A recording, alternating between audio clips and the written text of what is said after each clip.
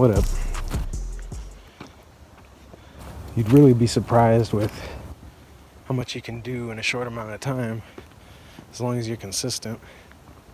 Some people see like a little bit of progress and they think that's enough, and then they go back to McDonald's and get back in those eating habits. And then before they know it, they balloon back up, you know? So just make sure you're sticking to your goals,